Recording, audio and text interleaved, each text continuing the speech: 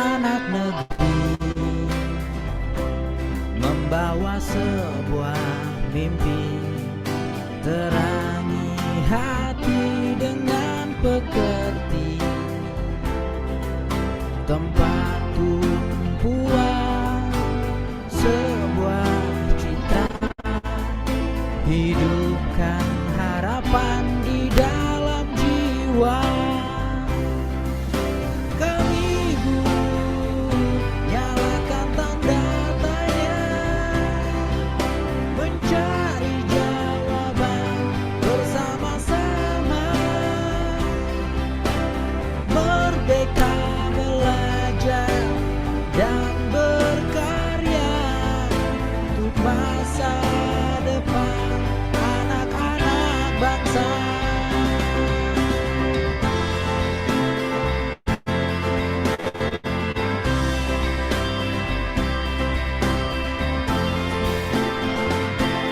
Ucaplah jadi keteladanan, mendidik haruslah melibatkan, membuka diri, selalu refleksi, menjadi pembelajar yang mandiri. Keminggu nyalakan tanda tanya, mencari jawaban bersama-sama, merdeka belajar dan berkarya untuk masa depan anak-anak bangsa.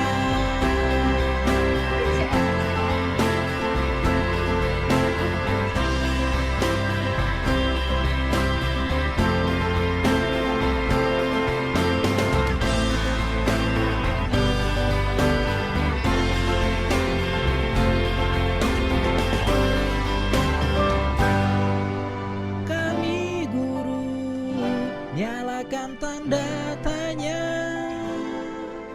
mencari jawaban bersama-sama, merdeka belajar dan berkarya untuk masa depan anak-anak bangsa. Merdeka belajar dan berkarya untuk masa depan anak-anak bangsa, untuk masa depan anak-anak bangsa, untuk masa depan anak-anak bangsa.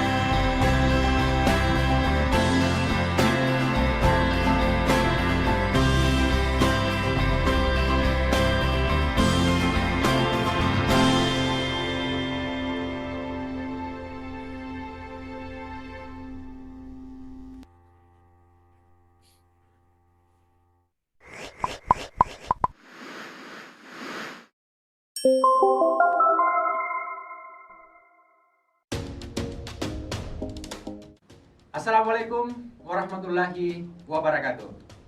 Salam Merdeka Belajar. Perkenalkan, saya Usman Jabbar Mapisona, Ketua Umum Komunitas Guru Belajar Nusantara. Komunitas Guru Belajar Nusantara adalah salah satu komunitas belajar guru-guru se-Nusantara yang dirintis sejak tahun 2015. 4 tahun kemudian, pada perhelatan Temu Pendidik Nusantara yang ke-7 di tahun 2019, organisasi ini dideklarasikan sebagai organisasi profesi guru.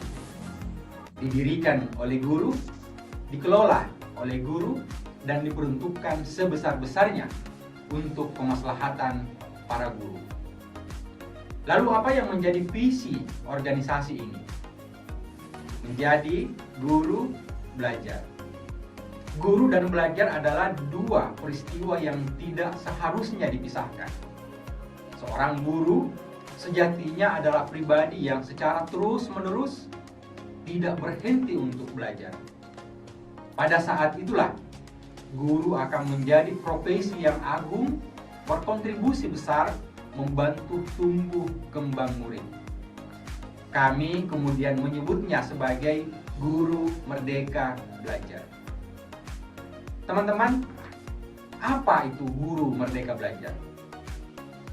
Mereka yang secara terus-menerus merefleksikan dirinya, melakukan adaptasi dengan setiap perubahan situasi yang dihadapinya. Bukannya mengeluh dengan setiap masalah, justru menjadikannya sebagai tantangan yang harus diselesaikan. Guru merdeka belajar adalah mereka yang sadar dengan tujuannya, mandiri menemukan cara yang terbaik, serta selalu menyempurnakan tindakan-tindakannya ataupun aksi-aksinya melalui kegiatan refleksi yang berkelanjutan. Dari visi guru belajar ini, ada 5 aspek yang senantiasa diperjuangkan oleh komunitas guru belajar Nusantara. Kelima aspek tersebut adalah: yang pertama, memperjuangkan kemerdekaan belajar, memastikan setiap guru mendapatkan kesempatan untuk mengembangkan kompetensinya. Yang ketiga, memberdayakan guru terlibat dalam kolaborasi yang beragam. Yang keempat, memberikan dukungan pada para guru untuk mengembangkan karirnya. Dan yang kelima adalah mewujudkan tata kelola organisasi yang adaptif dengan perubahan. Rekan-rekan guru se-Nusantara, saat ini anggota komunitas guru belajar Nusantara sudah tersebar di 367 kabupaten kota di seluruh Indonesia. Kepengurusan sudah terbentuk di 13 provinsi dan 98 kabupaten kota. Untuk itu, saya mengajak kepada rekan-rekan guru yang memiliki keresahan yang sama, mereka yang peduli dengan pengembangan guru, untuk bergabung bersama kami, para penggerak-penggerak pendidikan di komunitas guru belajar Nusantara. Mari memperjuangkan 4 kunci pengembangan guru: kemerdekaan belajar, kompetensi, kolaborasi, dan pemberdayaan guru melalui karir yang beragam. Jadi apalagi yang Anda tunggu? Mari bergabung bersama kami di komunitas guru belajar Nusantara. Panjang umur perjuangan, guru belajar sampai akhir. Salam Merdeka Belajar. Assalamualaikum warahmatullahi wabarakatuh.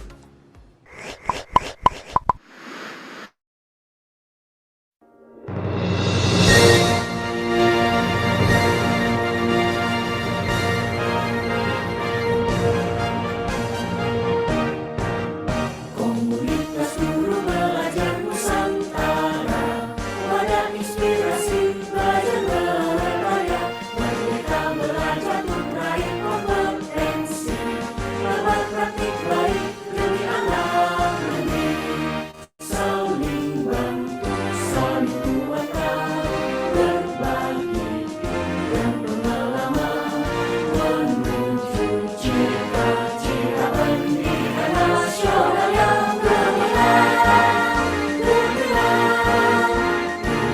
bahwa tiap murid yang belajar memiliki kesempatan untuk kembangkan dirinya, berbeda potensi, bakat dan minatnya. Saatnya belajar berpihak pada mereka. Kami guru belajar Nusantara, komitmen terjaga untuk membangun bangsa. Siapkan pendidikan yang terbaik, generasi Indonesia akan tetap jaya.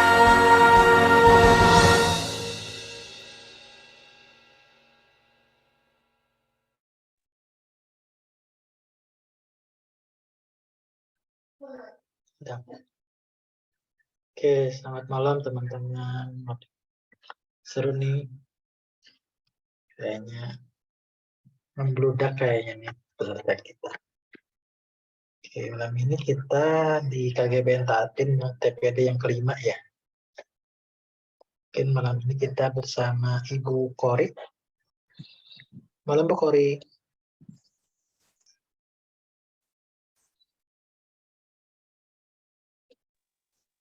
Malam, Assalamualaikum Pak. Ya, oke, Bu Kori. Bu Kori, ya, silakan Bu Kori. Nah, Bu Kori akan bersama kita malam ini selama 1 jam ke depan ya. Oke, saya silakan kepada Bu Kori. Bismillahirrahmanirrahim. Assalamualaikum warahmatullahi wabarakatuh. Warahmatullahi wabarakatuh.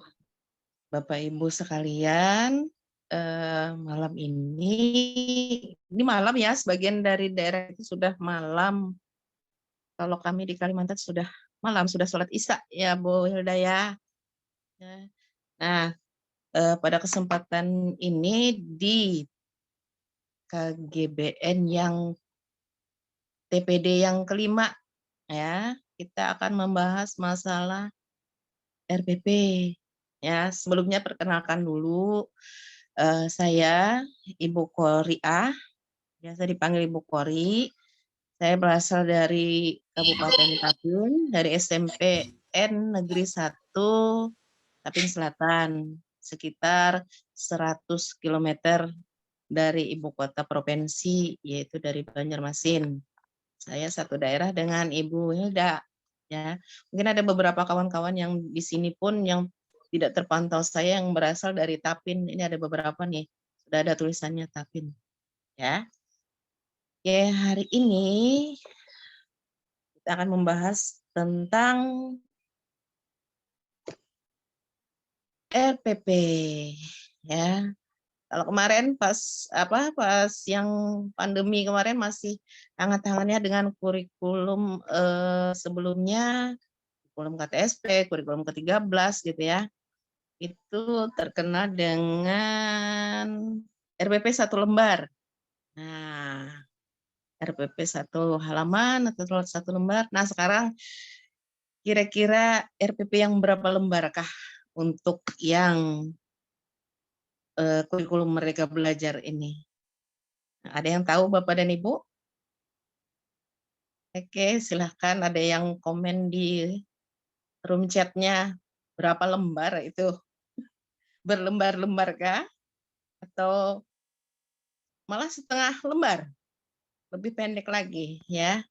Oke, nah untuk lebih lanjut membahas masalah ini, kita akan berbincang, berdiskusi, dan mendengarkan materi yang cukup menarik dari seorang yang mempersembahkan ini untuk kita semua. Saya tadi lihat profilnya sudah, kemudian kayaknya Pak Rizky Rahmatnya sudah berhadir di sini ya. Pak Rizky. Sudah, Bu Kori. Ya, Assalamualaikum Pak Rizky. Waalaikumsalam warahmatullahi wabarakatuh. Selamat Gimana Pak malam, Bapak Rizky? Ibu. Alhamdulillah sehat, Bu Kori. Semoga sehat juga ya. Alhamdulillah. Bapak Ibu sehat juga semua. Nah, ini ya. Oke. Berbahagia sekali dan berbangga hati sekali Pak Rizky. Saya bisa mendampingi Pak Rizky. Seorang muda, katanya Bapak guru yang cukup muda, yang masih muda ya. Yang jelas lebih muda dari saya. Saya sudah punya cucu 1 gitu. Oke. Nah, Pak Rizky, sebelumnya izinkan saya untuk memperkenalkan Pak Rizky. Sekaligus saya juga ingin mengenal lebih dalam tentang Pak Rizky, yaitu lewat biodata beliau ya. Bisa saya izin untuk share screen, Bu Hilda? Oke, silakan Bu, bisa Bu. Silakan share.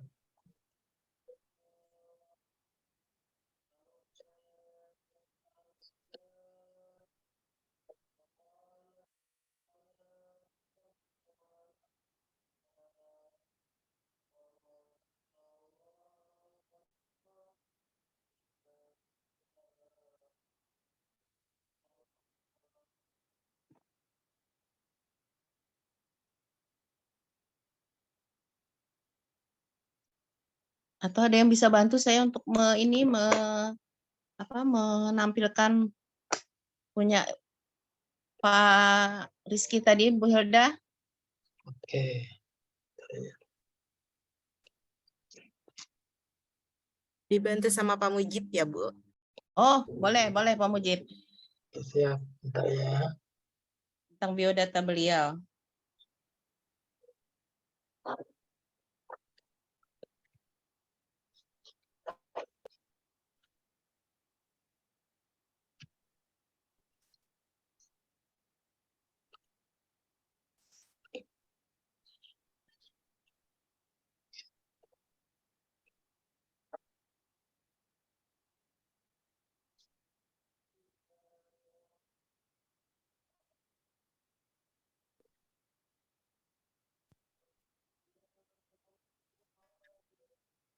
Bisa dilihat kan Pak fotonya? Saya akan Oke, bacakan. siap. Bentar Bu ya. Saya buka dulu kalian.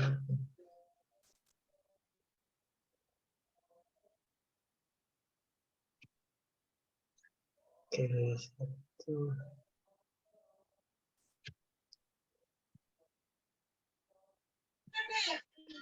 Bapak Ibu, sambil menunggu untuk share screen dari Pak. Saya. Sudah bisa Pak? Siap, bentar.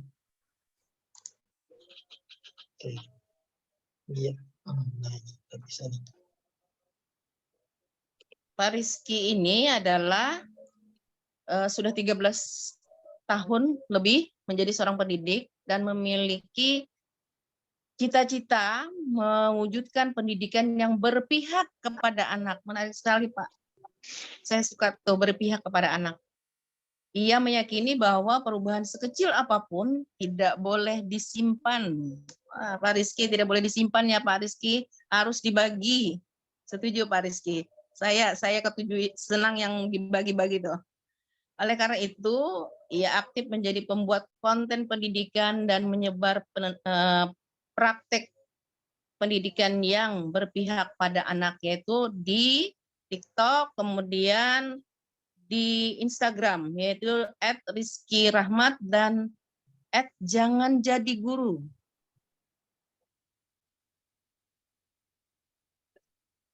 Oke, untuk pendidikan terakhir beliau adalah pendidikan bahasa dan sastra Indonesia S1 Universitas Negeri Semarang.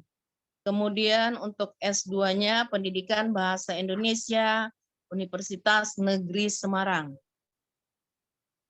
Kemudian beliau untuk sejumlah pengalaman, beliau adalah guru bahasa Indonesia SMA Negeri 1 Sragi. Kemudian tutor PKBM Tunas Harapan. Kemudian koordinator pengetahuan kampus Guru Cikal. Ya, dari 2017 sampai 2018, kemudian koordinator program Wardah Inspiring Teacher, yaitu pada tahun 2018. Ya. Kemudian koordinator program pendidikan untuk semua Nusantara Run, ya, sampai 2020. Kemudian pendiri Pojok Pekalongan, ya, Pojok Pekalongan tempat lahir beliau ini ya, 2018 sampai sekarang. Kemudian koordinator komunitas Yayasan Guru Belajar, yaitu 2019.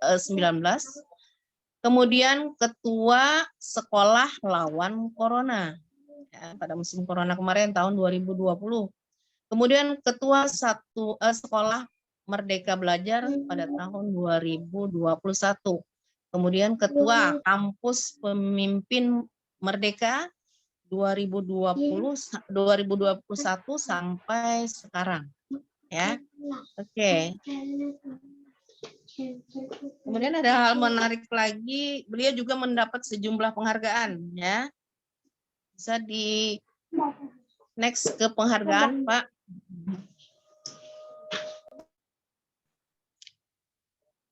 Beliau mendapat sejumlah penghargaan, ya. Kemudian beliau juga memiliki sejumlah penghargaan beliau, ya, juara 2. Kemudian karya-karya beliau, penghargaan beliau adalah juara 2 pelopor pemuda bidang sosial budaya se-Kabupaten Pekalongan, kemudian juara Bu 1. Kori, izin apa mungkin agak dipercepat ya perkenalannya. Oke, Teman-teman kayaknya udah nggak sabar nunggu ini materinya karena materinya sampai jam 8 ya kayaknya. Jam oke, siap. 9 sih. Ya. Oke, artinya nanti bisa dibaca sendiri ya sejumlah prestasi beliau. Oke, siap Ibu. Oke, oleh karena itu untuk mempersingkat waktu dengan membacakan Bismillahirrahmanirrahim, kita persilahkan kepada Bapak Rizky Rahmat untuk menyampaikan materi berikut ini. Pada Siap. Bapak, waktu dan tempat kami persilahkan. Siap, terima Silakan, Pak Rizky. kasih Bu Kori. Ya, Terima kasih Bapak Ibu semuanya sudah menyempatkan waktu malam-malam hadir untuk belajar ya. Bahkan teman-teman di waktu Indonesia Timur mungkin sudah hampir tengah malam. Teman-teman waktu Indonesia Tengah juga udah pada sholat Isya tadi. Terima kasih sekali teman-teman sudah hadir di sesi malam hari ini. Sesi malam hari ini kita akan belajar teman-teman berkaitan dengan RPP. Dimanapun itu ya menurut saya kurikulum Merdeka, kurikulum 13, RPP atau mungkin lebih tepat disebut dengan pra pembelajaran ya teman-teman ya, itu sangat diperlukan dimanapun itu menurut saya. Nah, mungkin kalau di kurikulum Merdeka istilahnya berganti, tapi konsepnya masih sama. Sebagai guru, sebagai pendidik kita perlu membuat semacam skenario itu ya teman-teman semuanya. Baik, izinkan saya share terlebih dahulu materi malam hari ini. Ini merancang RPP yang Merdeka Belajar. Jadi harapannya di kurikulum apapun, di banyak konteks apapun, hal ini bisa diterapkan nantinya ya teman-teman semuanya. Baik, ini tadi yang sudah diperkenalkan sama Bu Kori tadi. Kemudian ini teman-teman, satu hal pertanyaan pertama yang mungkin ingin saya ajak pantik teman-teman semuanya ya. Hal pertama yang sering kita lakukan ketika akan merancang RPP atau merancang pembelajaran, apa yang biasanya kita lakukan teman-teman semuanya? Silakan mungkin teman-teman yang selama ini ketika akan mau bikin pembelajaran atau RPP itu biasanya ngapain aja ketika bikin RPP itu? Dimulai dari apa, kemudian kemana gitu. Nah, silakan teman-teman bisa sambil sharing ya, silakan bisa di kolom chat, bisa. Kalau resen juga boleh. Nah, ini juga sudah ada yang mulai. Nah, dari tujuan dulu. Nah, ini kalau Bu Umi materinya apa? Tujuan pembelajarannya apa? Oke, KD-nya apa, Bu Hilda? Oke, sip. Terima kasih teman-teman semuanya yang sudah berpendapat ya. Oke, kita next ya. Nah, ini teman-teman yang sering saya lihat dan saya lakukan teman-teman pada waktu dulu ketika jadi guru adalah ketika akan bikin RPP itu selalu kayak gini. Ini KD-nya apa nih ngajarnya? Jadi itu saya dulu ngajarnya itu selalu urut sesuai KD teman-teman gitu. Kalau KD yang ada di waktu itu kurikulum 13 itu ya kayak gitu, akhirnya saya ngikutin gitu dan itu harus saya ajarkan gitu. Ini KD-nya kayak gini harus saya ajarkan. Kalau sekarang kan enggak ya. Di kurikulum Merdeka kita punya kemerdekaan untuk bikin alur yang sesuai dengan siswanya. Kalau dulu mungkin sudah ditentukan seperti itu. Nah, sekarang enggak seperti itu teman-teman. Dulu kayak gitu yang saya lakukan. Ini KD-nya apa? Nah, setelah KD-nya apa? Oke, ini satu KD yang akan saya ajarkan, biasanya kayak gitu. Nah, setelah saya dapat satu KD yang akan saya ajarkan, yang saya lakukan adalah mencari materi. Oke, berarti ini materi, saya kan guru bahasa Indonesia ya, saya ngasih contoh bahasa Indonesia misalnya, saya mau ngajar tentang pantun misalnya teman-teman. Oke, berarti aku harus nyari materi tentang pantun, berarti apa yang harus mereka kuasai tentang pantun. Ternyata di KD itu tuh mereka harus menguasai kayak unsur-unsur yang ada dalam pantun. Saya nyari tuh di internet unsur-unsur pantun apa, kemudian contoh-contohnya apa dan lain sebagainya di internet, di LKS, di sumber belajar lainnya. Bisa nggak gitu teman-teman? KD dulu langsung materi ya, baru bikin langkah-langkahnya, prosesnya kayak apa agar materi ini bisa disampaikan ke murid teman-teman semuanya. Itu yang saya lakukan teman-teman. Dan itu bertahan sangat lama yang saya lakukan seperti itu sampai banyak refleksi yang saya lakukan dan kayaknya nggak relevan deh kalau saya mulainya dari kayak gitu. Kemudian saya refleksi teman-teman. Tadi yang dituliskan teman-teman juga menarik kok, mulai dari tujuan mulai dari tujuan dulu, alih-alih dari materi dulu itu bagus banget. Nah, ini teman-teman semuanya, saya punya cerita. Ini muridnya Pak Nunu, namanya Wawan. Ini cerita saat pandemi ya, pandemi 2 tahun lalu, teman-teman semuanya. Jadi eh, Wawan ini tuh menarik ya. Jadi ketika guru-gurunya saat pandemi gitu ya, saat pandemi melanda, Wawan kan nggak ngerjain apa-apa ya teman-teman semuanya. Hanya dikasih tugas sama gurunya karena sekolahnya jauh dari tempat guru-guru itu kan, menuju sekolahnya si Wawan ini teman-teman SMA Petung Riono itu 3 jam dari daerah Pekalongan kota dan susah banget, dan pada waktu itu kayaknya ada tanah longsor dan adanya corona, gurunya datang ke situ cuma 2 minggu atau 3 minggu sekali gitu teman-teman semuanya. Nah, muridnya hanya dikasih tugas, sudah dikasih kemerdekaan belajar, kamu belajar apa aja gitu teman-teman semuanya. Nah, sesuatu yang bikin teman saya Pak Nunu itu terheran-heran ketika berangkat lagi. Jadi setelah ngasih tugas 3 minggu setelahnya atau 2 minggu setelahnya dia berangkat lagi, dan ketika dia menghampiri rumahnya si Wawan ini, betapa hebatnya si Wawan ini, nggak sekolah 2 minggu dia sudah bikin kayak gini sarang tawon teman-teman semuanya. Jadi dia sudah punya bisnis sarang tawon kayak gini teman-teman, dari belajar dari tetangganya, belajar dari internet, bertanya, dia sudah belajar caranya memasarkan, dia sudah belajar cara bikinnya, dia sudah belajar budidayanya, dan sampai sekarang teman-teman, sampai dia lulus, hal itu membuat ekonomi keluarganya membaik teman-teman gara-gara dia. Coba bayangkan, 2 minggu nggak sekolah, malah dia dapat apa-apa. Bayangin. 2 tahun sekolah, jadi dia kelas 2 SMA ya, kelas 10 sampai kelas 11, dia nggak dapat apa-apa. Itu. Hanya kasih 2 minggu, anak-anak dikasih kemerdekaan, dia bisa ngelakuin sesuatu yang dia berguna untuk kehidupannya teman-teman. 2 tahun di sekolah, dia belajar A sama guru A, dia belajar B, manfaatnya pada kehidupannya nggak begitu tampak teman-teman semuanya. 2 minggu ya dikasih kemerdekaan, ya udah kamu di rumah aja. Oke, malah dia ini teman-teman ya, bentar. Malah dia bisa bikin sesuatu yang luar biasa kayak si tawon ini ya, sarang tawon ini teman-teman, luar biasa banget gitu. Nah ini yang bikin akhirnya refleksi Pak Nunu, pembelajaranku selama ini kayak apa ya? Kok si Wawan selama 2 tahun aku ajar nggak pernah bikin sedemikian rupa seperti yang dia lakukan di Petung Riono ya, di rumahnya bikin kayak gini, malah 2 minggu aku tinggalkan bisa bikin kayak gini. Nah itu yang akhirnya bikin refleksi, dan saya pun akhirnya refleksi teman-teman mendengar cerita itu dari Pak Nunu.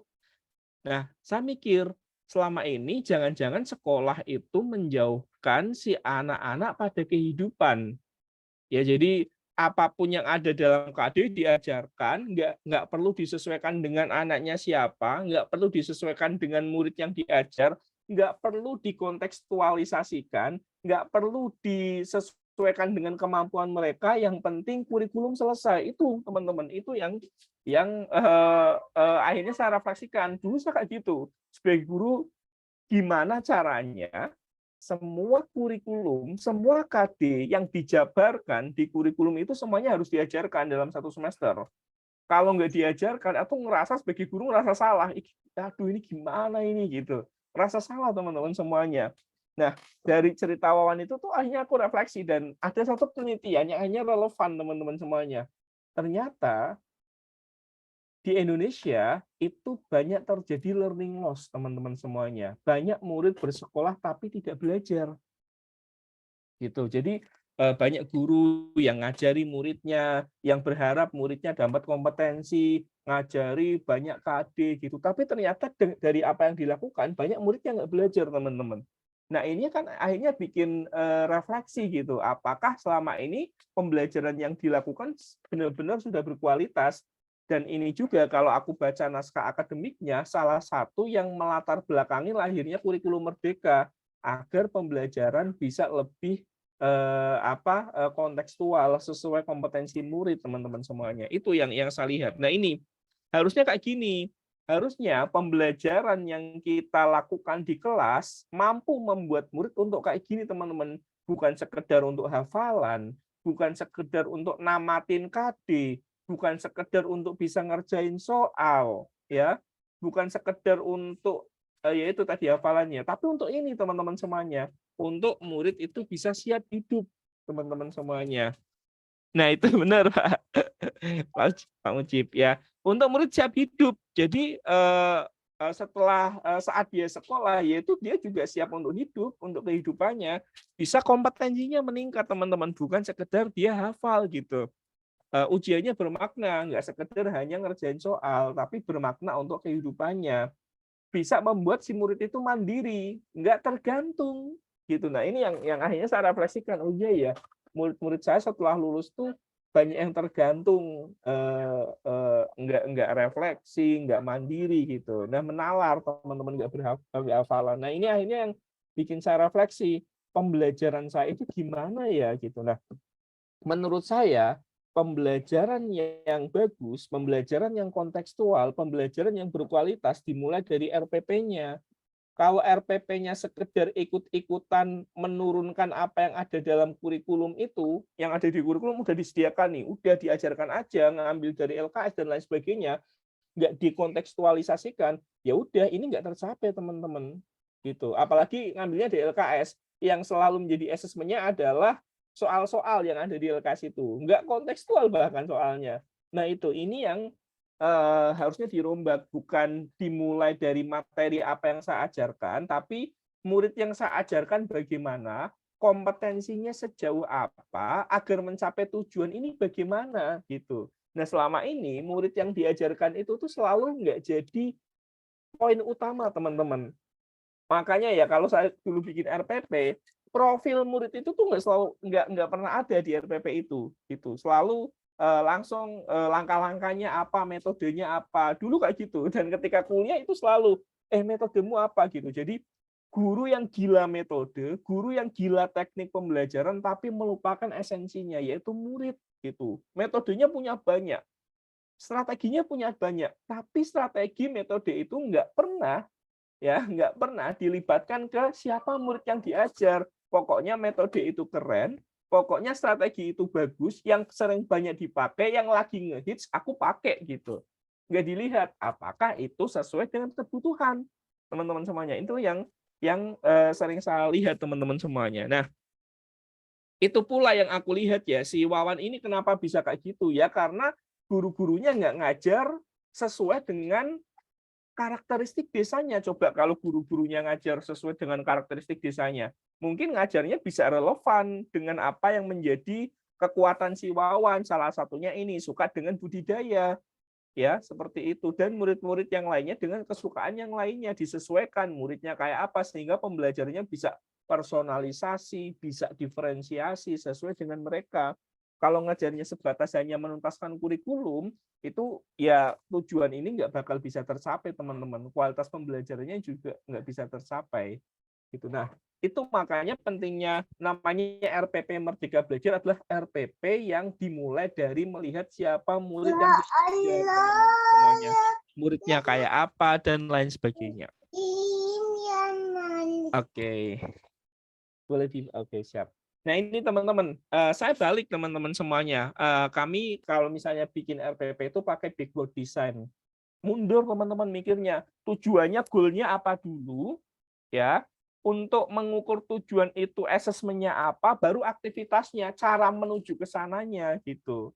Bukan metodenya apa, bukan aktivitasnya apa dulu yang dipikirin gitu, tapi tujuannya benar-benar disesuaikan dulu dengan murid, asesmennya disesuaikan dulu dengan murid. Selama ini enggak, tujuannya itu enggak disesuaikan, yang penting sesuai di kurikulum. Asesmennya itu ngambil di LKS ya, atau di buku paket. Aktivitasnya baru dipikirin gitu. Metodenya apa ya? Cari yang lagi hits cari yang lebih banyak gitu. Nah, sesuatu yang paling penting itu nggak pernah dipikirin, yaitu murid. Gitu. Jadi tujuan ini harapannya adalah turunan dari setelah kita melihat murid kita. Asesmen juga sama, disesuaikan dengan murid kita. Aktivitas kegiatannya juga sama. Itu di akhir aktivitas. Karena untuk mencapai ini aku ngasih contoh misalnya. Untuk mencapai Tapanuli, untuk mencapai Hulu Sungai Tengah misalnya ya teman-teman semuanya, kan bisa menggunakan banyak kendaraan kan ya teman-teman ya, bisa pakai pesawat, bisa pakai jalur darat, bisa pakai berbagai jalur gitu ya teman-teman semuanya. Nah, aktivitas itu nanti caranya itu bisa banyak. Yang penting adalah tujuan sama asesmennya. Selama ini yang kita pikirkan itu selalu cara, metode, teknik kayak gitu teman-teman semuanya. Yes, benar Pak. Oke, nanti kita bahas ya caranya kayak apa. Nah, itu teman-teman semuanya. Nah, ini teman-teman semuanya, kalau di kami, di Yayasan Guru Belajar, coba membantu teman-teman pakai satu lembar kanvas. Benar, ini itu tuh terinspirasi dari satu buku. Ini saya tunjukkan bukunya dulu, biar teman-teman lihat. Satu buku namanya ini bisnis. Aku hilangkan. Bentar. Aku hilangkan ini dulu. Nah ini namanya bisnis model kanvas. Ini adalah buku yang menginspirasi Yayasan Guru Belajar untuk bikin semacam kanvas untuk bikin RPP. Jadi di sini tuh kanvas itu teman-teman dulu untuk bikin bisnis gitu. Mulai dari melihat konsumennya kayak apa, setelah konsumennya kayak apa baru dilihat kan ini ya mempelajari konsumen dulu. Nah setelah mempelajari konsumennya kayak apa baru mikirin bisnisnya kayak apa teman-teman. Ini kayak gini. Nah ini akhirnya yang kami terapkan di RPP gitu, agar RPP-nya bisa satu lembar dari buku ini. Nah, teman-teman bisa tuh baca buku ini. Oke, saya lanjutkan lagi ya yang tadi ya. Nah, jadi ini kanvas ini itu lahir terinspirasi dari tadi ya, kanvas bisnis model teman-teman semuanya. Seorang pebisnis, seorang pengusaha kalau mau bikin usaha juga nggak asal-asalan langsung bikin usaha. Pokoknya aku bikin ini, tempatnya di sini enggak. Yang dia lakukan adalah melihat target marketnya. Target marketnya, profilnya kayak apa, diikuti, baru bisnisnya jadi. Nah, hal itu yang harusnya dilakukan ketika akan bikin RPP. Yang pertama yang harus dilakukan seorang guru, tahu profil muridnya, karakteristik muridnya, murid yang diajar kayak apa, teman-teman, gitu. Nah, ini yang saya nggak pernah lakukan dulu, teman-teman semuanya, ketika jadi guru. Alih-alih saya tahu profil murid saya ketika tahun ajaran baru, yang saya lakukan karena takut materinya ketinggalan, yang saya lakukan apa teman-teman? Yang saya lakukan adalah buru-buru, cepet-cepetan. Wah ini materinya kalau misalnya aku pakai perkenalan, kalau nanti aku pakai asesmen diagnosis dulu, ini bakal lama, materinya lama. Aku nggak ada waktu, padahal materinya banyak itu ya. Kalau di penelitian itu dia bilangnya begini, too much too fast, terlalu banyak yang akan diajarkan oleh seorang guru. Akhirnya kita ke-trigger dan akhirnya pingin cepat-cepat rampung teman-teman. Alih-alih murid-murid dapat kompetensi, itu malah nggak dapat kompetensi teman-teman. Murid-murid nggak dapat apa-apa kalau kayak gitu teman-teman semuanya. Harusnya ya ini yang saya lakukan dulu kayak gitu, pingin cepat-cepat. Harusnya yang dilakukan di awal kita menyempatkan waktu mungkin bahkan bisa seminggu 2 minggu untuk mengetahui siapa murid yang kita ajar ya, kondisi keluarganya kayak apa, kesukaannya apa, kartun favoritnya apa, film favoritnya apa, minatnya apa, dia cara belajar yang dia suka kayak apa, pekerjaan orang tuanya kayak apa, sarana prasarananya kayak apa, teman-teman. Jadi bisa kayak gitu, teman-teman semuanya. Bisa disesuaikan, ya. Saya pernah baca sebuah cerpen, ini menarik banget. Jadi cerpen itu ada seorang guru yang meminta anak-anak untuk bisa bikin cerita tentang ayahnya, teman-teman. Bagaimana kasih sayang ayahmu, silakan bikin cerpen itu. Di cerpen kayak gitu ya. Ada seorang guru yang meminta si murid untuk bikin cerpen tentang kasih sayang seorang anak. Ada satu murid yang nggak nulis apa-apa, teman-teman. Ada satu murid yang nggak nulis apa-apa, dia bingung. Kemudian ditanyain gurunya, kenapa kamu nggak nulis? Awalnya gurunya itu nggak, kayaknya dia lagi cari inspirasi deh. Kemudian 1 jam setelahnya dia kembali ke anak itu tetap belum nulis apa-apa teman-teman. Setelah didekati ternyata si murid itu nggak pernah merasakan kasih sayang ayah sejak bayi teman-teman semuanya. Kayak ayahnya itu meninggalkan ibunya sejak dalam kandungan gitu dan nggak tahu ada di mana gitu teman-teman semuanya. Nah itu yang harusnya diketahui oleh guru sehingga ketika kita melakukan assessment, ketika kita melakukan pembelajaran disesuaikan dengan si murid. Kalau tahu muridnya di situ ada cerita kayak gitu ya kita bisa bikin topik yang lebih diferensiasi, bukan topik yang menyudutkan satu murid kayak gitu teman-teman semuanya. Itu salah satu contoh kecil aja gitu ketika kita tahu profil murid dari awal ya, sesederhana kayak gitu teman-teman semuanya. Yes, benar. Kita harus tahu itu ya. Makanya teman-teman jangan takut untuk ketinggalan materi, jangan takut untuk ketinggalan materi ya teman-teman semuanya. Sediakan waktu untuk melakukan asesmen awal, sediakan waktu untuk melakukan asesmen diagnosis itu tadi teman-teman semuanya. Jangan takut, seminggu 2 minggu gunakan untuk itu. Apalagi sekarang di kurikulum merdeka, teman-teman punya kemerdekaan menentukan TP, menentukan ATP gitu. Kalau teman-teman ngerasa materinya kebanyakan ya dikurangi, disesuaikan dengan muridnya. Yang penting murid-murid itu bukan cepet-cepetan tapi dalam setiap materinya. Bahkan satu materi aja kalau dulu kan ya satu materi aja mungkin sudah dibatasi. Satu materi ini harus 2 kali 45 menit. Satu materi ini harus 3 kali 45 menit. Sekarang enggak. Satu materi kalau teman-teman ngerasa muridnya belum dapat bisa sampai 10 kali 45 menit bisa. Ya, yang penting dalam dan murid-murid benar-benar dapat gitu teman-teman semuanya.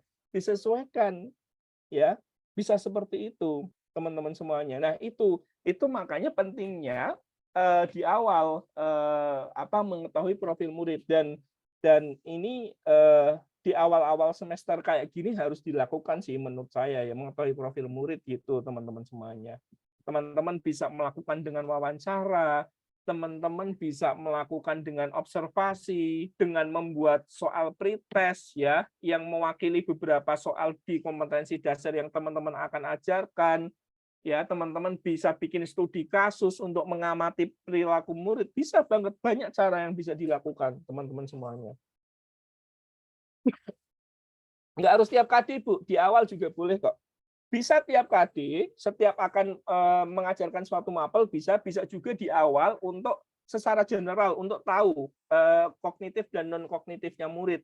Untuk tahu dia tuh berasal dari keluarga yang kayak apa, dia tuh masih punya ayah atau enggak, sarana prasarannya di rumah kayak apa. Kayak misalnya ini nih, pas pandemi kemarin tuh saya agak jengkel ya pas pandemi kemarin. Banyak guru nggak tahu bahwa anak-anak tuh nggak punya HP. Internetnya susah, tapi tugas dia harus dikerjakan di HP, harus ada internet. Kalau guru tahu itu di awal, ketika dia bikin strategi pembelajaran bisa diferensiasi ya. Ada yang ngumpulin lewat HP, ada yang dikumpulkan mungkin di kelurahan nanti gurunya ngambil, atau nanti dikumpulkan 1 bulan ketika masuk. Bisa kayak gitu kan? Bisa diferensiasi. Nah sayangnya ketika itu kita nggak melakukan, kita selalu membuat penyeragaman cara. Dengan alasan apa? Biar cepat, biar materi selesai. Nah, itu semuanya teman-teman tenang. Di kurikulum merdeka sudah difasilitasi.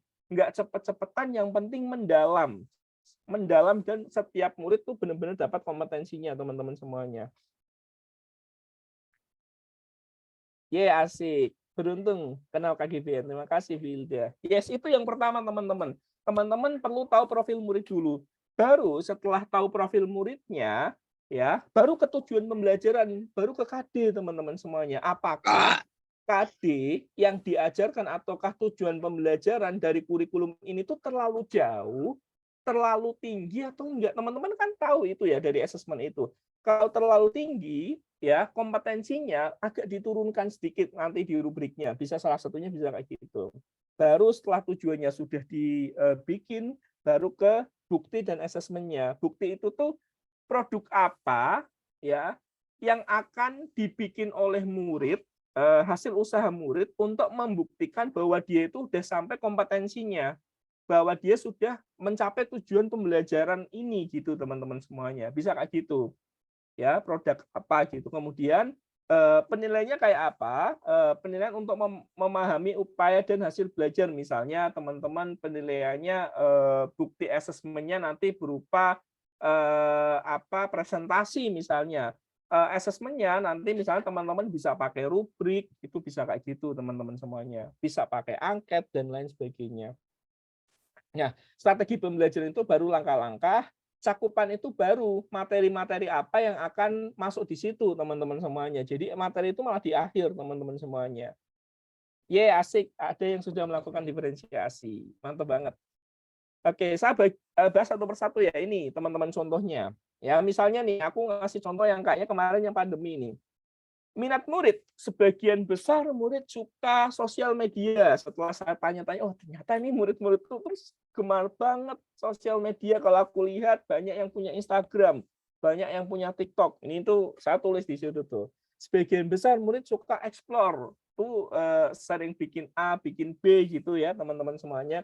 Kemudian ini pas pandemi kemarin, salah satu pertanyaannya sarana prasarananya setelah saya bikin angket ternyata 50% murid memiliki HP sendiri, 30% punya orang tua, 20% tidak punya HP, teman-teman. Coba bayangkan, ketika saya punya data kayak gini, tugasnya adalah semuanya dikumpulkan di HP. Saya sebagai guru adil nggak, bijak nggak, teman-teman? Saya zolim, teman-teman, kalau kayak gitu. Memaksakan anak untuk semua tugasnya dikumpulkan lewat HP, teman-teman semuanya. Nah, itu. Ya, nah ini yang pentingnya kita sebagai guru untuk tahu itu. Coba bayangin ada anak yang nggak punya HP tapi tugasnya harus dikumpulkan lalu lewat HP dan kita kasih batas waktu kalau nggak ngerjain cepat-cepat nanti akan kayak gini. Murid-muridnya nangis sama si murid itu nangis sama orang tua. Ini aku udah diminta sama guruku, sudah diminta ini kalau enggak nilaiku jelek. Orang tuanya nyari cara gimana caranya si anak itu agar punya HP, teman-teman. Kasihan. Nah itu pentingnya seorang guru tahu sih profil murid itu teman-teman semuanya. Nah kemudian ini pekerjaan orang tua juga penting untuk apa? Salah satunya ketika kita tahu pekerjaan orang tua tuh kita bisa kontekstualkan apa yang ada di pembelajaran teman-teman. Kayak misalnya nih aku waktu ngajar di suatu kelas ternyata di satu kelas itu tuh kebanyakan tuh anak petani teman-teman. Akhirnya materi bahasa Indonesia saya kaitkan dengan petani. Beda dengan kelas lain ketika saya lihat mungkin banyaknya adalah anak pekerja kantoran gitu. Ada kelas lain yang mungkin lebih beragam. Nah, itu tuh akan beda ketika saya ngajarnya, materinya apa dan lain sebagainya. Jadi materi itu enggak di awal teman-teman semuanya bisa kayak gitu.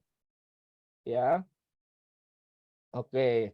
Nah, itu kemudian cara belajar murid tuh saya juga tahu, kamu tuh suka belajarnya kayak apa, Pak? Saya tuh suka banget kalau video, saya tuh suka banget kalau misalnya nggak hanya di kelas, tapi diajak diskusi, muter-muter, keluar kelas, itu nanti teman-teman bisa tahu, anak-anak tuh suka proses belajarnya kayak apa. Nah, itu nanti bisa dari sini, teman-teman semuanya.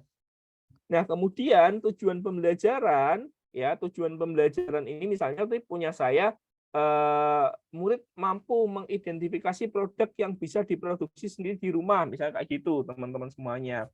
Nah, sampai nanti dari mengidentifikasikan, mengkomunikasikan produk, merancang produk, menghitung biaya produksi, mengkomunikasikan produk, misalnya itu nih tujuannya. Nah, untuk mencapai tujuan itu, buktinya apa? Buktinya adalah produk yang dibikin murid dari lingkungan sekitar gitu teman-teman semuanya.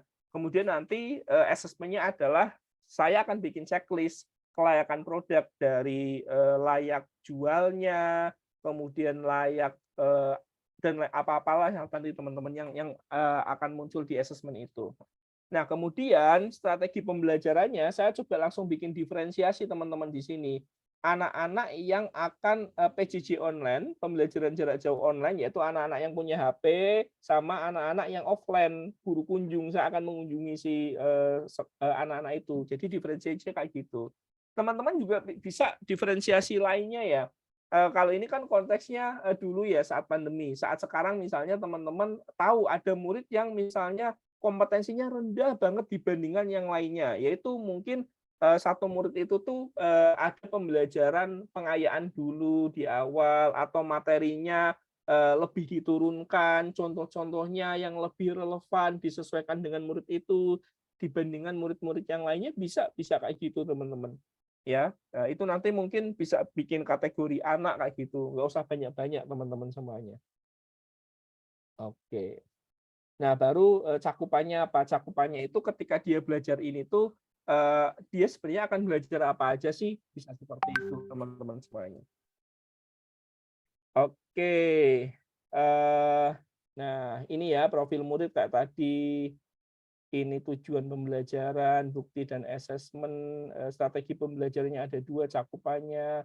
Nah, kayak tadi bayangkan jika si guru-guru di sekolahnya Pak Nunu tadi mulai bikin kanvas RPP Merdeka Belajar, ya mungkin produk sarang tawon yang dibikin si Wawan ini sudah punya brand, dibantu sama pembelajaran. Jadi kekuatan siswa itu ketika pembelajarannya sudah relevan dengan konteks lebih kontekstual itu tuh murid akan lebih cepat teman-teman semuanya. Bukan sebaliknya, dia punya kekuatan di kehidupannya kayak apa, ya di sehari-harinya kayak apa, tapi di sekolah kekuatan itu harus ditutupi karena yang menjadi tujuan pembelajaran adalah tujuan pembelajaran kurikulum yang enggak dikontekstualisasikan, enggak disesuaikan dengan kebutuhan murid. Itu teman-teman semuanya yang harus kita refleksikan ya sejauh ini teman-teman semuanya. Oke. Nah, ini dan harapannya ini teman-teman ketika melaksanakan pembelajaran harus menggunakan prinsip 5M yang sering dibicarakan di teman-teman KGB. 1, harus memanusiakan hubungan, ya kayak tadi ngajak murid diskusi, bukan semuanya adalah kemauan guru, tapi juga maunya murid itu kayak apa difasilitasi, ngajak ngobrol ya dengan murid.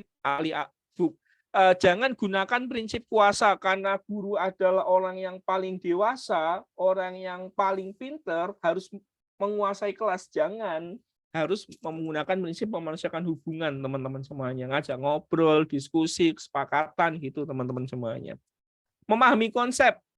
Nah, ini juga sama harapannya ketika ngajar, ketika bikin pembelajaran itu nggak sekedar materi teman-teman semuanya. Dulu tuh saya kayak gitu, ketika akan ngajari sesuatu, anak tuh harus hafal tentang materi. Misalnya nih ngajarin tentang fotosintesis, harus hafal fotosintesis itu apa, tahapan-tahapannya kayak apa, itu harus hafal. Bukan paham konsep. Kalau hafal itu teman-teman, ketika si anak itu dikasih persoalan yang lain, dikasih soal yang beda dikit, kalau hafalan itu tuh dia biasanya nggak bisa ngerjain. Tapi kalau dia paham konsepnya, oh konsepnya hitung-hitungan tuh kayak gini, sehingga ketika ada persoalan lain di kehidupan, dia bisa menyelesaikan teman-teman itu. Sehingga harapannya ketika kita sebagai guru mengajarkan suatu kompetensi ke murid agar murid punya kompetensi tertentu, alih-alih kita mengajak murid untuk hafalan, ya bukan sekedar menguasai konten, hafal konten, konten itu tuh cara nyampe tujuan, ya. Tapi konten itu bukan tujuannya. Tujuannya apa? Kompetensi murid, ya. Sehingga di banyak konteks murid itu bisa mengaplikasikan itu teman-teman. Kalau kita ngajarnya konsep seperti itu. Kemudian membangun keberlanjutan. Membangun keberlanjutan itu tuh nggak sekedar habis kasih nilai sudah selesai, enggak. Harapannya teman-teman, walaupun murid ya ada nilainya jelek, ada yang kurang sesuai kompetensinya, hal yang harus guru lakukan adalah terus-terusan ngasih umpan balik dan ngajak refleksi. Kenapa kamu kok bisa kayak gitu?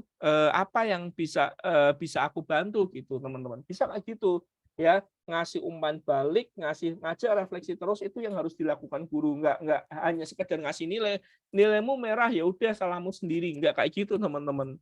Ya, makanya pentingnya adanya asesmen formatif, pentingnya adanya umpan balik, pentingnya ngajak refleksi itu agar murid itu tuh terus membangun keberlanjutan teman-teman. Kemudian memilih tantangan, jangan sekedar hanya ngasih satu pilihan, tapi ngasih beberapa pilihan kepada murid sehingga murid bisa memilih tantangan mana yang bisa dia selesaikan sesuai dengan kompetensinya teman-teman. Terakhir adalah memberikan konteks, sesuaikan pembelajarannya, kalau bisa sesuaikan dengan konteks lokal, dikaitkan ya, nggak dijauhkan teman-teman semuanya, seperti itu. Terakhir ini teman-teman semuanya, harapannya pembelajaran yang teman-teman lakukan itu nggak sekedar menyampaikan materi, ngerjain tugas nilai, nyampein materi, ngerjain tugas nilai, enggak teman-teman.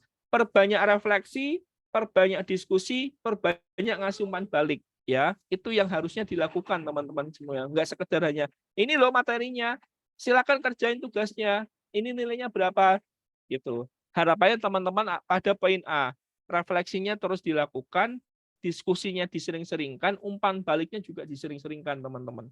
Nah, kalau aku sering melihatnya yang ini, yang bagian ini ya, teman-teman semuanya menyampaikan materi, mengerjakan tugas dan menilai. Oke, mungkin ini masih ada waktu sekitar 15 menit barangkali untuk mau sesi tanya jawab. Tapi sebenarnya teman-teman, poin di sini RPP itu sebenarnya bisa kok 1 lembar. Ini kan RPP 1 lembar ya. RPP bisa 1 lembar. Dimanapun kurikulumnya, ini adalah panduan ketika kita akan ngajar. Dan ini sangat penting banget teman-teman semuanya. Dimulai dari profil, tujuan, bukti, dan asesmen, strategi, dan cakupan. Oke, seperti itu. Saya kembalikan mungkin ke moderator. Setelah ini mungkin sesi tanya jawab ya teman-teman semuanya. Ya.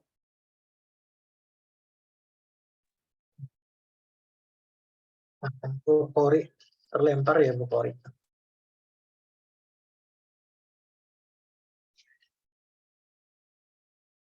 Oke, mungkin Bu Kori yang terlempar ya, terputus. Iya, sepertinya Pak Mujib. Oke. Kalau dari teman-teman mungkin kalau ada pertanyaan, ada nggak? Sudah ada nggak ya di kolom chat? Aku coba sambil lihat ya.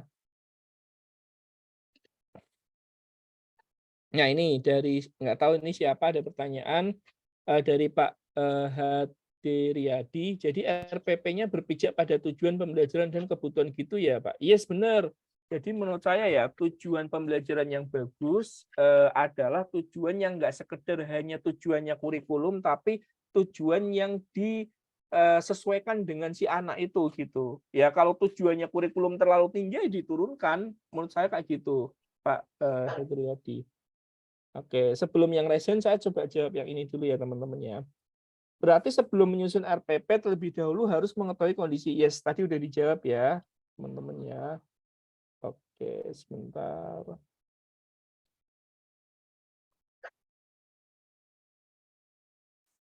Oke, izin tanya Pak Rizky untuk RPP 1 lembar pada bukan. Nah, ini konteksnya itu sebenarnya bukan hari Ibu, Bu Eviani, bukan hari, tapi kompetensi. Kayak tadi kan satu tujuan pembelajaran, teman-teman.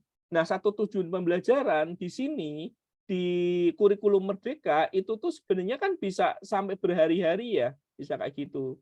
Ini satu tujuan pembelajaran, apakah satu tujuan pembelajaran itu tuh tercapai gitu. Nah di kurikulum Merdeka kan nggak dibatasi ya. Kalau dulu kan mungkin 1 KD itu udah dibatasi 2 kali 2 kali 45 menit, 3 kali 45 menit, paling lama misalnya 4 kali 45 menit gitu. Sekarang enggak ya, disesuaikan dengan kondisi murid. Kalau ini perlu lebih lama itu nggak apa-apa, lebih mendalam kalau kata Pak Menteri. Gitu. Jadi jangan buru-buru kalau anak-anaknya belum mencapai kompetensi ini seperti itu. Karena yang terpenting proses literasi dan numerasinya, dan ini bisa digunakan untuk berhari-hari kok teman-teman, seperti itu.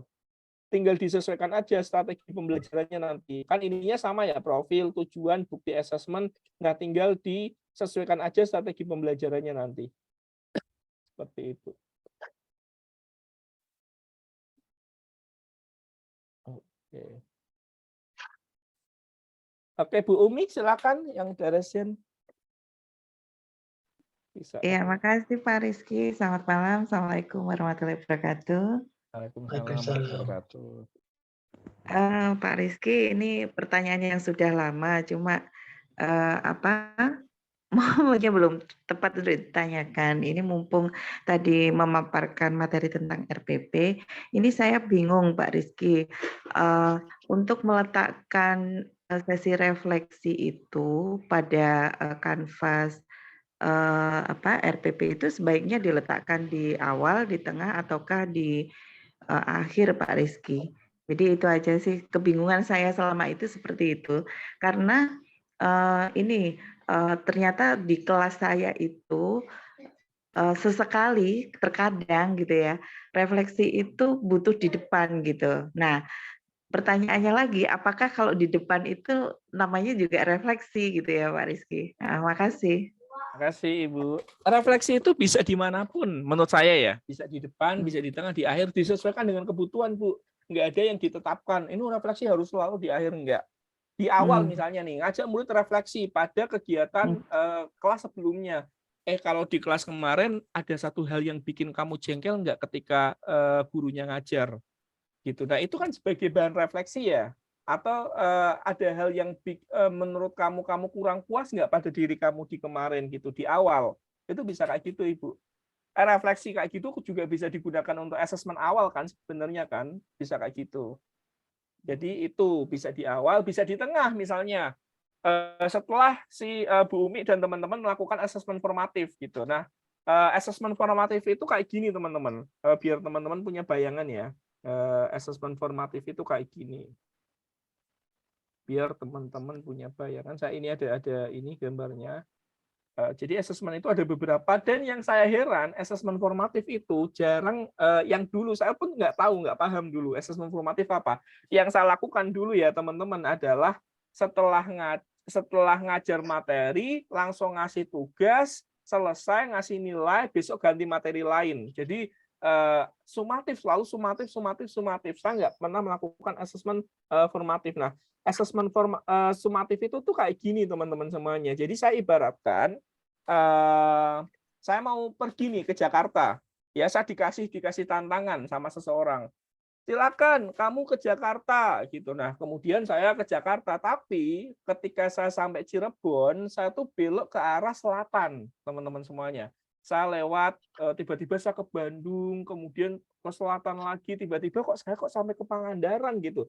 Dan si yang ngasih tantangan saya di akhir barulah kok sudah sampai Pangandaran belum sampai Jakarta gitu. Padahal sudah mencapai batas akhir waktunya, teman-teman. Coba bayangkan ketika saya salah rute di Cirebon belok ke selatan dikit, si guru saya atau yang ngasih tantangan bilang, kamu tuh salah langkahnya, kalau arahnya situ tuh kamu nggak bisa sampai tujuanmu dan akan lama waktunya gitu. Coba bayangkan ketika di tengah-tengah ada yang ngasih tahu dan itu bukan sebagai penilaian dan itu bukan sebagai nilai akhir teman-teman semuanya. Kan kita tahu ya bahwa yang kita lakukan nggak sesuai. Akhirnya yang kita lakukan adalah bisa kembali lagi sesuai on the track lagi teman-teman biar sampai tujuannya gitu. Nah, itu yang harusnya dilakukan assessment saat proses untuk mengukur apakah ya proses pembelajaran antar murid itu sudah on the track atau enggak.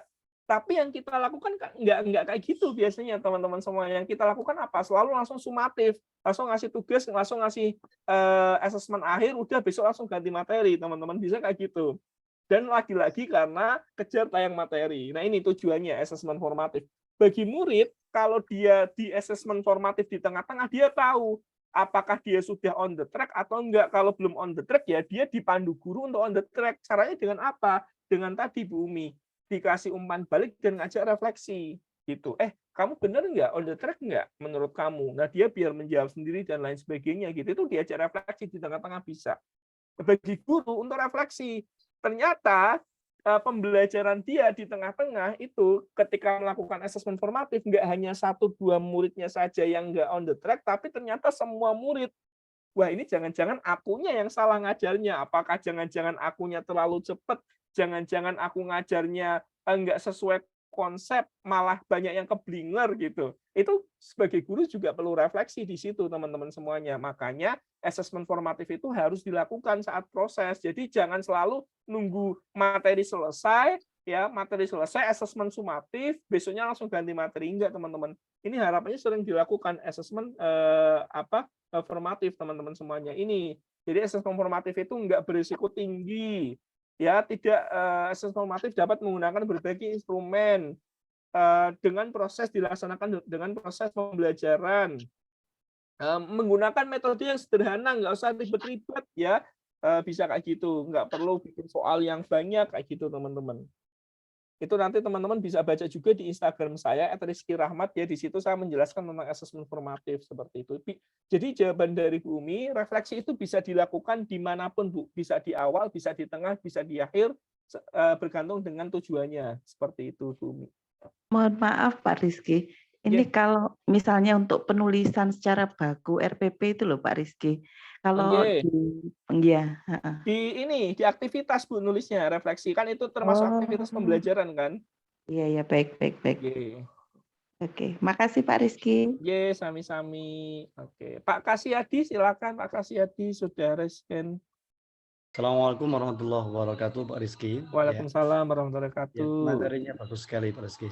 Saya hanya cuma ini, Pak Rizky. Sementara saya mengajar itu jarang sekali mengadakan refleksi. Ketika saya adakan refleksi, dari siswa atau murid itu sendiri tidak banyak komentar.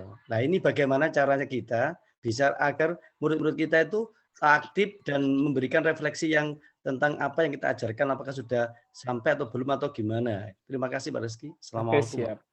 Waalaikumsalam warahmatullahi wabarakatuh. Terima kasih Pak Kasyadi, pertanyaan menarik banget.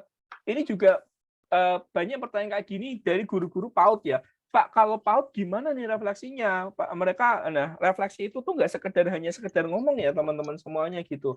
Sesederhana teman-teman misalnya nih ada dua emoticon. Misalnya emoticon sedih sama emoticon seneng sama satu lagi marah. Teman-teman kalau dilihat dari tiga emoticon ini, emoticon mana yang menggambarkan perasaan teman-teman setelah mengikuti pembelajaran Bapak? Disuruh milih itu, Pak. Gitu. Wah, kok banyak yang milih marah ya? Kenapa ya? Nah, dipatik dengan kayak gitu, itu pasti banyak yang ngomong, Pak. Gitu. Jadi nggak mungkin tekniknya kali ya. Kita perlu cari teknik yang sesuai dengan kebutuhan murid. Bisa juga nih teknik lato-lato, misalnya bawa lato-lato kayak gitu. Itu bisa dikaitkan dengan apa yang lagi hype sekarang, apa yang menjadi kesukaan anak-anak. Kadang kayak gitu.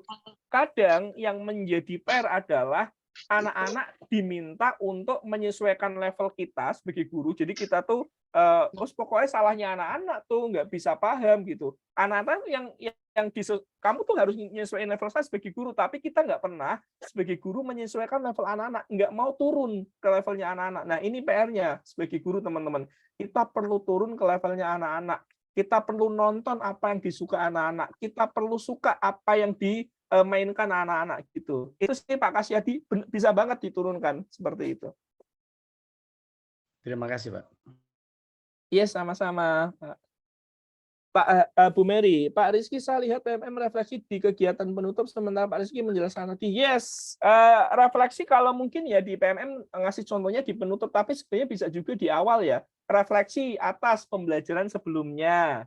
Di tengah, refleksi setelah mendapatkan asesmen formatif, bisa kayak gitu, Bu. Bisa di banyak konteks disesuaikan dengan kebutuhan. Kan refleksi sendiri kan bercermin ya. Anak-anak diminta bercermin dari pembelajaran sebelumnya. Anak-anak diminta bercermin dari proses pembelajaran yang dilakukan. Bisa kayak gitu. Seperti itu. Oke, Pak Hadriyadi. Dengan kata lain, asesmen formatif bisa sesederhana mungkin. Yes, benar banget, Pak. Bisa sesederhana mungkin. Ini tuh kemarin ada satu postingan, teman-teman semuanya, di Edutopia. Kalau teman-teman sering buka Instagram ya, aku sambil bukakan dulu. Bisa sesederhana itu kok teman-teman, sederhana banget dan nggak perlu dinilai teman-teman. Ya aku coba bagikan ya punyaku ya, dan aku tuh ambil dari Edutopia teman-teman. Sebentar. Nah teman-teman bisa follow juga Instagram saya @rizky_rahmat ya ini. Oke, ini tuh aku pernah bikin postingan khusus tentang asesmen formatif teman-teman. Teman-teman nanti bisa baca di situ dan ada contoh-contohnya teman-teman. Waktu itu aku ini kayaknya ini asesmen ini sama KGP Jombang. Ini tuh asesmen formatif kayaknya. Nah ini contohnya. Sesederhana kayak gini Pak. Contoh-contoh asesmen formatif. Tiket masuk dan keluar kelas. Guru memberikan pertanyaan untuk memulai dan mengakhiri kelas. Bisa dikemas menjadi sesuatu yang menarik dengan emoji misalnya. Bagaimana perasaanmu pagi ini? Bagaimana perasaanmu setelah mendapatkan pembelajaran tadi? Mereka diminta ini ya, sederhana kayak gitu misalnya.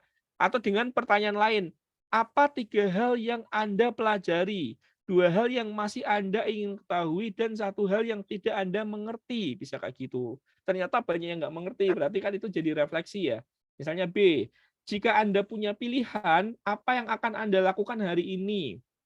Hari ini terasa berat karena materinya ngantui, bikin ngantuk, bisa kayak gitu kan anak-anak.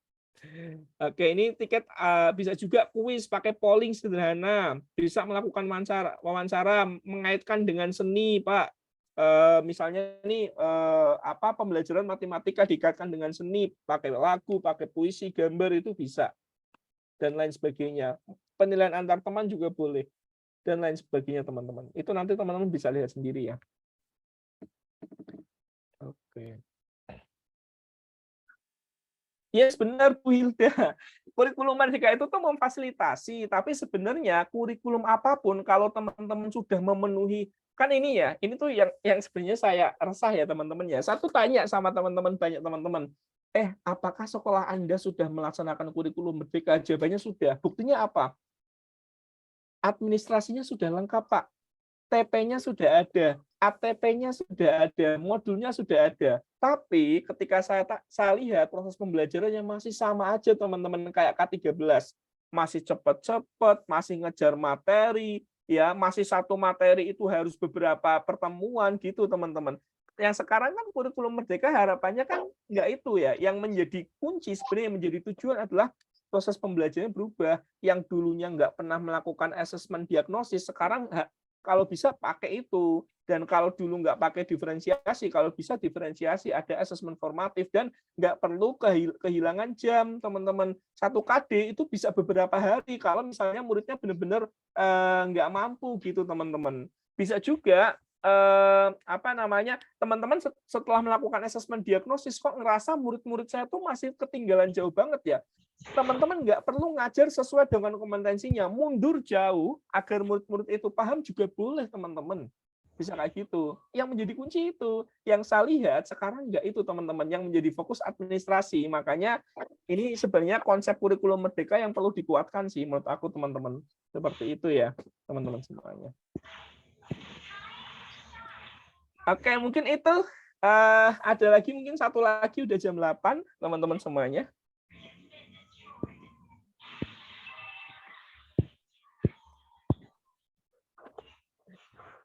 Ini moderatornya jadi siapa, Pak Mujib, Pak Mujib, Pak Mujib? Ya, Bu Kori kayaknya sudah Sudah ada Bu ya. Kori. Oke, Bu Kori silakan, saya kembalikan ke moderator kalau sudah. Ya. Oke, ada pertanyaan satu lagi, bentar ya, saya coba. Maaf, izin bertanya, ketika melakukan pembelajaran diferensiasi, artinya pekerjaan guru akan semakin banyak karena harus mengakomodir seluruh siswa. Benar banget, Bu, akan semakin banyak, tapi karena akan semakin banyak itulah ya, teman-teman itu nggak dipatok sama jam sekarang. Jamnya teman-teman yang menentukan sendiri. Dulu itu, teman-teman kan alasannya kayak gini ya, dulu tuh aku ingat banget, aku tuh nggak bisa melakukan asesmen diagnosis, aku tuh nggak bisa melakukan pembelajaran diferensiasi, karena jamnya terbatas, karena materinya banyak. Sekarang nggak, teman-teman. Harapan Mas Menteri, kemarin kalau teman-teman lihat podcastnya di Pak Gita, pembelajarannya itu benar-benar mendalam. Ketika teman-teman sudah melakukan diferensiasi itu mendalam, bukan menyamping tapi buru-buru, tapi mendalam. Sedikit nggak apa-apa, tapi mendalam, teman-teman. Seperti itu. Itu yang diharapkan, teman-teman semuanya. Oke, sangat seru ya Pak Rizky malam ini. Oke, kayaknya Bu Kori. Ya, Bu Kori kayak masih terlempar, kayaknya hujan lebat jadi ide dekat Bu Kori ini. Ini ada Ibu Mary resen ya? Iya, siap. Bu Mary, silakan. Bu Mary. Oke, terima kasih. Assalamualaikum warahmatullahi wabarakatuh. Waalaikumsalam warahmatullahi wabarakatuh. Rizky, apa kabar? Baik, Bu Mary. Dari Lubuk Linggau nih, Pak. Iya, jauh-jauh. Pak Rizky sudah gendut nih sekarang. Pak Rizky, ini saya tentang pembelajaran berdiferensiasi ya. Nah, untuk pembelajaran berdiferensiasi itu kan ada yang di awal itu profil belajar ya, kemudian konten, kemudian asesmen produk ya. Nah, di proses pembelajaran itu apa semuanya itu masuk semua atau kita boleh milih nih, oh kita mau pada saat mengajar kita mau berdiferensiasinya konten aja, atau semuanya itu masuk semua. Kalau semuanya masuk ya waktu 2 jam nggak sampai, Bu, Pak. Itu gimana? Yes, benar. Oke. Siap, Bu Mary. Terima kasih ya, Pak Rizky. Ya, pertanyaan bagus banget. Teman-teman, bagi teman-teman yang belum pernah melaksanakan diferensiasi, nggak perlu semuanya melaksanakan ya. Belajar dulu, teman-teman. Belajar dari diferensiasi yang paling mudah, misalnya diferensiasi produk. Oh, ternyata murid-murid satu punya minat banyak. Tujuannya adalah murid-murid misalnya memahami tentang pantun tradisional.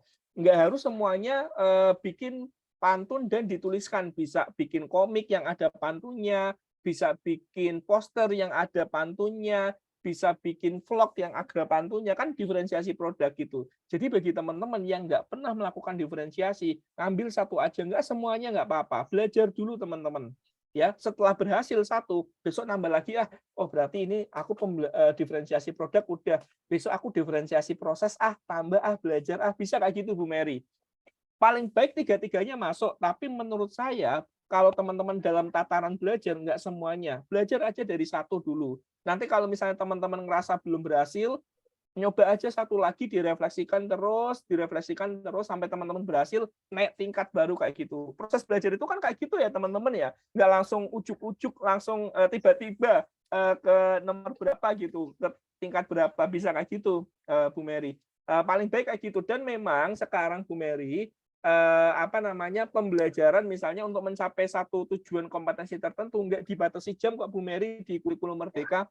Di kurikulum Merdeka pemerintah memberikan keleluasaan sekolah ya. Kalau dulu kan diatur per minggu ya jamnya, sekarang per tahun teman-teman. Jadi teman-teman ya dulu kan kayak gitu, misalnya ngajar materi A harus 2 kali 45 menit, sekarang enggak. Teman-teman bisa kalau ngerasa ini waktunya perlu lebih lama dari itu, silahkan, nggak apa-apa. Itu kemerdekaan yang diberikan oleh Kemdikbud teman-teman. Jadi jangan takut untuk melaksanakan itu ya teman-teman ya. Oke, tentunya sangat ini ya, dalam Pak Rizky penjelasannya. Yes. Kayaknya sekarang kita pukul 20:08 WIB ya. Ada satu lagi yang resen nih, Bu Novita ya. Boleh satu lagi. Nah, Silakan, setelah ini saya ada acara. Oh iya. Silakan Bu Novita. Baik, Assalamualaikum warahmatullahi wabarakatuh. Bapak Ibu, perkenalkan saya Ibu Novita Carolina dari SMK Negeri 2 Tarakan, Kalimantan Utara. Jadi saya sering melihat Instagram Bapak dan sangat terinspirasi, dan saya ngajarnya di SMK jurusan otomotif. Nah, jadi karakter siswa saya itu, dulu saya mengajarnya itu semester lalu itu sampai memberikan 30 tugas. 30 tugas yang akhirnya ternyata saya amati, ternyata copy paste semua. Yang penting tugas terpenuhi semua. Terus akhirnya saya refleksi di akhir semester kemarin, terus saya ubah, saya mencoba pembelajaran diferensiasi, tapi memang agak berat gitu Pak. Khususnya untuk membangun kesepakatan, karena siswa ini sering terlambat, tugas dikerjakan lambat, kemudian di sela-sela pembelajaran sering hilang. Ya, jadi itu kayaknya bagaimana gitu Pak ya, untuk menerapkan bahwa mungkin menurut saya pembelajaran diferensiasi itu mungkin bisa diterapkan di pembelajaran bahasa Indonesia, bahasa Inggris, tetapi kalau untuk kejuruan itu triknya itu supaya pakem gitu Pak, bagaimana gitu Pak. Terima kasih Pak. Oke, baik. Oke, sebenarnya di banyak konteks diferensiasi itu sangat membantu ya teman-teman. Memang dalam prosesnya kita sebagai guru, saya pribadi sebagai guru tuh kadang karena masih tataran belajar ya, kadang belum sesuai yang kita harapkan gitu. Nah, poin saya ini saya mengutip dari Mas Nino, poinnya adalah refleksikan dari proses yang terjadi Ibu, baik kepada anak-anak ataupun Ibu sendiri, apakah hal itu benar-benar dipahami anak-anak ya di awal ya, jangan-jangan mau saya aja gitu. Berarti hal yang akan saya lakukan berikutnya adalah mengkomunikasikan dulu ke anak-anak, misalnya itu dari refleksikan. Kemudian setelah ngajar refleksi anak-anak, apa yang anak-anak dapat insight apa dari anak-anak, itu hal lainnya. Kemudian setelah refleksikan, belajar. Kayak proses-proses kayak gitu, proses kayak gini itu kan proses belajar ya. Kemudian coba lagi. Nah, setelah coba lagi, nemuin sesuatu, itu diulangi terus. Belajar, refleksikan, lakukan. Belajar, refleksikan, lakukan. Itu harusnya dilakukan terus, teman-teman. Jangan berhenti, karena namanya guru itu belajar sepanjang hayat ya, teman-teman semuanya. Menurut saya di banyak konteks itu bisa. Di kejuruan misalnya nih, ngajar otomotif. Misalnya ingin memperkenalkan sesuatu, ingin memperkenalkan cara apalah di otomotif ya, kayak saya kurang paham itu. Misalnya sistem kemudi gitu. Ya, sistem kemudi. Nah, Ibu untuk mengajarkan itu kan bisa misalnya menggunakan proses yang berbeda, media yang berbeda misalnya. Oh, ternyata murid-muridku tuh di sini tuh banyak yang suka, satu ada yang suka olahraga, dua ada yang suka otomotif, balap gitu, ada yang suka ternyata hal lainnya. Nah, itu tuh mungkin bisa dibagi 3 kelompok, Bu. Satu, nanti Ibu pakai media apa yang kaitannya dengan minat murid itu, satu pakai media apa, satunya pakai media apa. Nah, antar murid itu kan sudah diferensiasi sebenarnya dalam prosesnya. Bisa juga misalnya nih, ternyata setelah Ibu lihat, beberapa murid itu punya beberapa tipe. Ada yang suka nggak suka di luar kelas, ada yang suka di kelas. Nah, itu dibagi 2 misalnya. Yang di luar kelas diminta untuk melihat, bertanya kepada orang-orang yang berpengalaman bengkel misalnya. Orang yang suka di kelas misalnya, Ibu ini pakai video, bisa kayak gitu. Itu kan udah diferensiasi sebenarnya. Gunakan 2 proses pembelajaran yang berbeda gitu. Dan konteks yang lainnya sebenarnya bisa banget kok, Bu, gitu. Yang penting itu tadi, ketika tahu profil murid kayaknya diferensiasinya akan lebih mudah. Gitu. Dan jangan lupakan proses refleksi, belajar, ulangi. Itu Ibu menurut aku. Seperti itu Bu Novita. Terima kasih Pak Rizky, penjelasannya Terima sangat ini ya. kasih. Ya. Oke, semoga Bu Novita dapat terpuaskan ya. Oke, tentunya sangat seru pembahasan diskusi kita malam ini tentang RPP ya. Karena mungkin materi diskusi ini berdasarkan polling juga, polling terbanyak nih, banyak menantikan RPP mereka belajar nih. Dengan pemantik kita, RPP mereka belajar itu perlu berapa lembar ya? Kayaknya bisa terjawab ya untuk malam ini bersama Pak Rizky. Oke, tentunya untuk menyingkat waktu, boleh nih closing statement dari Pak Rizky. Oke, baik, terima kasih Pak Mujib dan teman-teman. Menurut aku terakhirnya apa ya? Sebaik-baiknya kita bikin RPP yang lengkap, metode yang luar biasa, teknologi yang canggih, kalau tidak dimulai dari murid, menurut saya RPP-nya kurang merdeka belajar. Jadi hal pertama, walaupun teman-teman teknologinya nggak canggih, metodenya nggak kekinian, harus dimulai dari murid teman-teman. Seperti itu, terima kasih, selamat malam.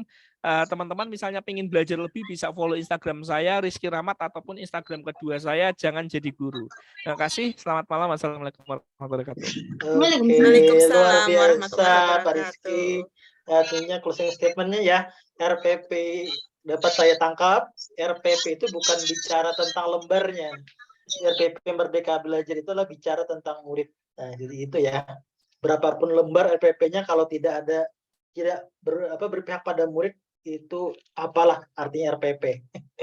Oke, terima kasih. Tentunya teman-teman malam ini senang, malam ini 71 peserta ya yang masih standby, sangat luar biasa nih. Tentunya pembicara kita pantas saja nih selebgram. Ini rekor terbesar TPD KGBN Kalsel nih, sampai 70-an peserta. Oke, keren nih teman-teman Tapit. Oke, tentunya terima kasih. Saya menggantikan Bokori karena Bokori mungkin terkendala sinyal. Mungkin sebelum kita berpisah, ya teman-teman di kolom chat juga ada tuh Instagramnya Pak Rizky, silahkan di follow ya. Tentunya kontennya sangat luar biasa dan follower beliau sudah ini ya sampai 50K ya. Oke, keren. Oke, kita foto bersama dulu deh teman-teman sebelum kita berpisah. Boleh di open cam ya, kita foto bersama.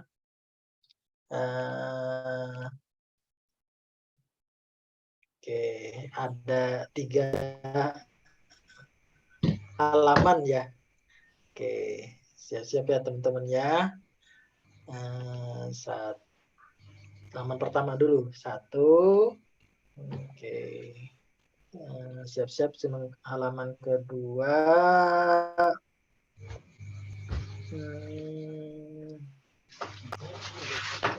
Oke, halaman kedua. 1, 2.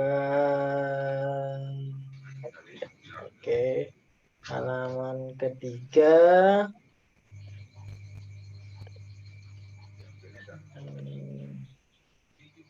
Oke, halaman ketiga. 1, 2, 3. Oke. Iya. Terima kasih teman-teman. Terima kasih Pak Rizky Ramadhani yang telah berkenan memenuhi undangan kita ya. Dan tentunya sampai ketemu di TPD yang ke-6 KGBN Tapin, dan senang bisa belajar bersama. Semoga kita bisa terus bergerak bersama untuk belajar untuk murid-murid kita. Saya menggantikan Bokori, salah hilap mohon maaf. Wabillahi taufiq hidayah. Wassalamualaikum warahmatullahi wabarakatuh. Waalaikumsalam warahmatullahi wabarakatuh. Terima kasih Bapak Ibu, izin live ya. Oke, Sampai jumpa. selamat. Terima kasih.